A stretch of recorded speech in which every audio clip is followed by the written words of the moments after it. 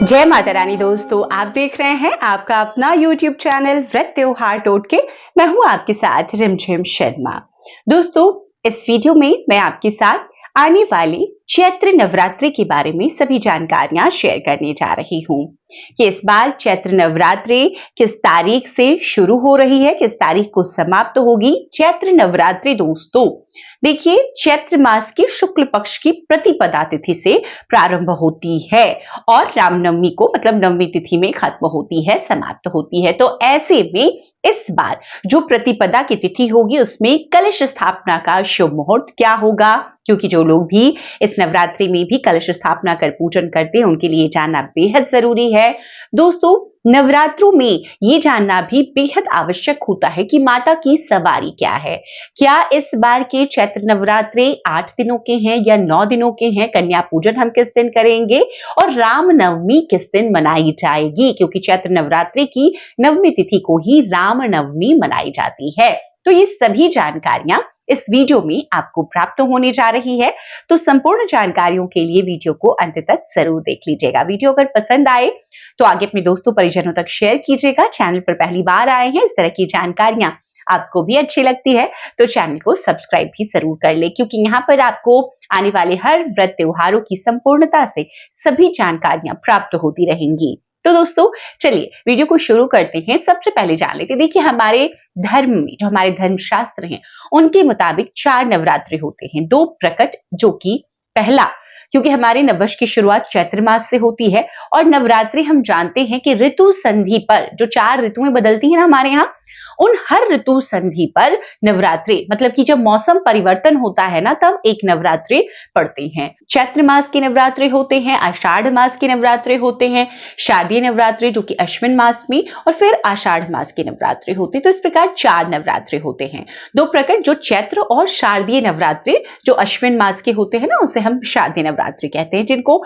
बहुत सारे लोग, लगभग सभी लोग इसमें माता की पूजा उपासना पूरे 9 दिनों तक करते हैं। दोस्तों, नवरात्रों का क्या मतलब होता है? जैसे मैंने बताया, ऋतु परिवर्तन जब जब होते हैं तो शरीर की शुद्धि के लिए, आत्मा की शुद्धि, मन की शुद्धि के लिए हम व्रत करते हैं। और पूरे नवरात्रों में ऐसा माना जाता है, सभी नवरात्रों में माता दुर्गा पूरे 9 दिनों तक हमारी इस धरती पर वास करती हैं। जो भी भक्त अपनी जिस भी कामना से उनकी पूजा आराधना करते हैं, मां उनकी उन सभी कामनाओं, इच्छाओं को पूर्ण कर देती है। तो इस बार चैत्र नवरात्रों की शुरुआत हो रही है 9 अप्रैल से।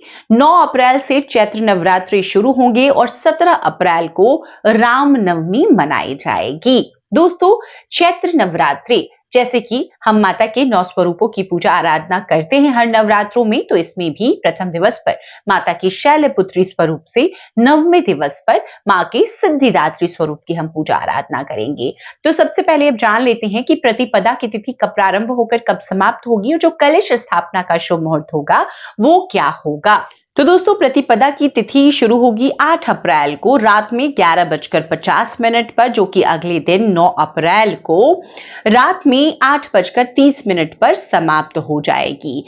अब दोस्तों, ऐसे में उदया तिथि को हम 9 अप्रैल से ही, घट स्थापना 9 अप्रैल को ही करेंगे। उदया तिथि में इसी दिन हमें प्रतिपदा की तिथि मिल रही है। तो घट स्थापना का जो शुभ मुहूर्त है वो आप नोट कर लीजिए। घट स्थापना का सुबह का जो शुभ मुहूर्त है वो है सुबह में 6:02 से सुबह के 10:16 तक, 4 घंटे 14 मिनट की ये समय अवधि है। दूसरा, कई लोग कलश स्थापना अभिजित मुहूर्त में करते हैं। तो अभिजित मुहूर्त क्या है? वो है सुबह 11:57 से दोपहर के 12:48 तक। तो दोस्तों, ऐसे में एक बड़ी ही लंबी समय अवधि मिल रही है। 12:48 तक आप सुबह 6 बजे से घट स्थापना कर सकते हैं। प्रथम दिवस पर प्रतिपदा की तिथि में अपनी तैयारियों को आप पहले से ही कर लें। जो घट स्थापना करते हैं ना, उनके एक दिन पहले से देखिए पूजा की सभी सामग्री वगैरह का इंतजाम कर लेना चाहिए, तो कर लीजिएगा आप भी। अब दोस्तों, जैसा कि मैंने बताया कि इस बार जो चैत्र नवरात्रि हैं वो पूरे 9 दिनों के हैं, मतलब 9 अप्रैल से शुरू होकर के 17 तारीख को रामनवमी मनाई जाएगी, 17 अप्रैल को। दोस्तों, अब ये देखना इसीलिए जरूरी होता है कि चैत्र नवरात्रि या कोई भी नवरात्रि कितने दिनों के हैं। तो देखिए, इससे भी शुभ और अशुभ प्रभावों का हमें फलों का पता चलता है। जब भी तिथि क्षय होती है तो उसके प्रभाव अशुभ बताए गए हैं आगे दूरगामी, और जब तिथि क्षय नहीं होती, मतलब नवरात्रि पूरे 9 दिनों के होते हैं, तो वो बहुत शुभ प्रभाव आप पर, हम पर और पूरे देश पर लेकर आते हैं। अब नवरात्रों में एक और चीज बहुत खास है जो इस वीडियो में मैं आपको बताऊंगी, वो है माता की सवारी। तो माता इस बार किस सवारी से आ रही हैं, ये देखना भी बहुत जरूरी होता है। तो देखिए, माता की सवारी किस चीज पर निर्भर करती है, निर्भर करती है किस बार से नवरात्रि शुरू हो रहे हैं। तो इस बार देखिए, माता की सवारी घोड़ा है। जब घोड़ा माता की सवारी होता है ना, तो इसके जो फल हैं वो अशुभ बताए गए हैं, वो फल अच्छे नहीं बताए गए।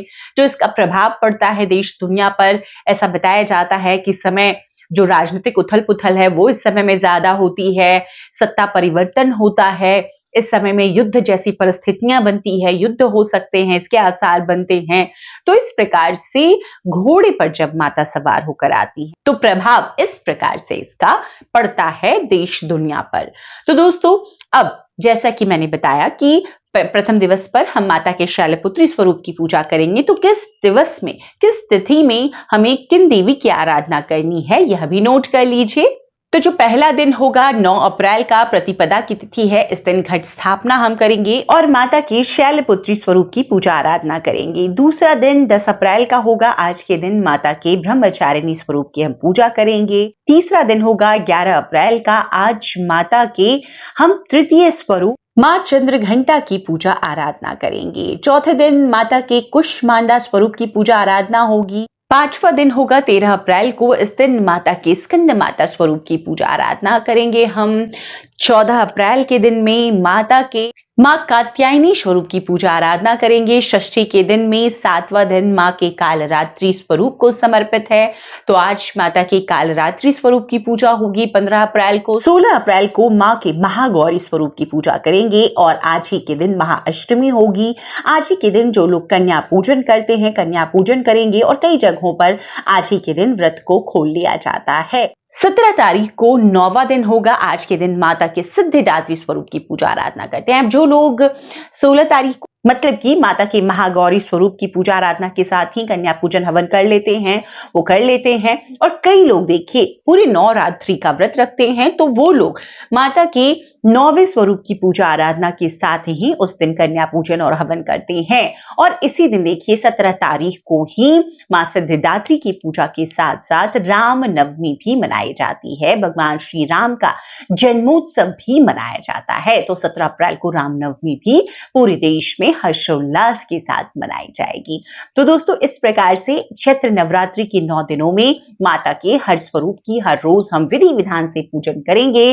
किस प्रकार से आपको पूजा करनी है उसकी संपूर्णता से सभी जानकारियां आपको आपके अपने YouTube चैनल व्रत त्योहार टोटके पर प्राप्त होते रहेंगे। तो आगे उन वीडियोस को भी जरूर देखिएगा। यह वीडियो अगर आपको पसंद आए तो लाइक जरूर कर दीजिएगा, अपने जानने वालों तक शेयर जरूर कीजिए। चैनल पर पहली बार आए हैं, इस तरह की जानकारियां आपको भी अच्छी लगती है तो चैनल को सब्सक्राइब करना ना भूलें। वीडियो देखने के लिए बहुत बहुत शुक्रिया। जय माता रानी, हर हर महादेव।